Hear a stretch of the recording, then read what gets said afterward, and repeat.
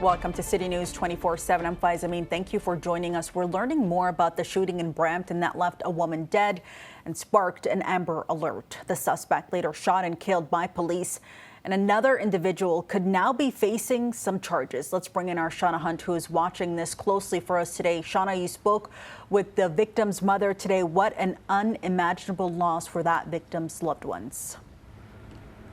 Yeah, that's right, Faiza. And I can tell you that everyone who knew the victim is still in total disbelief. In fact, a friend came by the scene today to lay flowers where her friend was murdered, and she was completely overcome with grief. The victim of this homicide has now been identified as 29-year-old Savannah Culla, a mother of 4 young children. And the suspect, 38-year-old Anthony DeShepper, I'm being told, was the father of her youngest child. Now, I did speak to the victim's mother, who is still in total shock. She tells me Savannah had a lust for life and loved her kids more than anything. She also told me that the suspect was becoming obsessive in recent months as her daughter did express concern for her safety. Have a listen.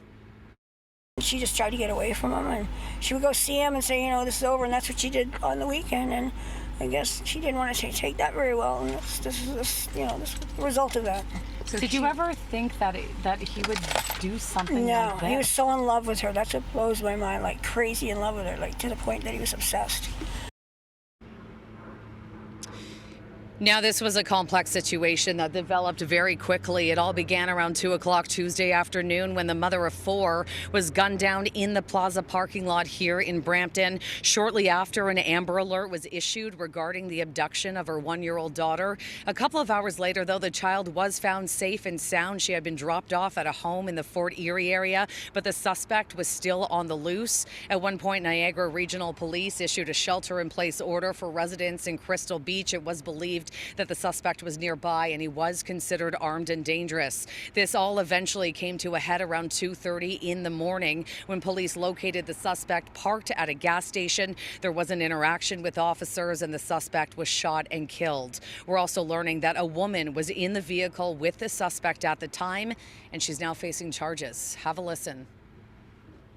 So there was a female that was in the vehicle, and we're attempting to speak with her.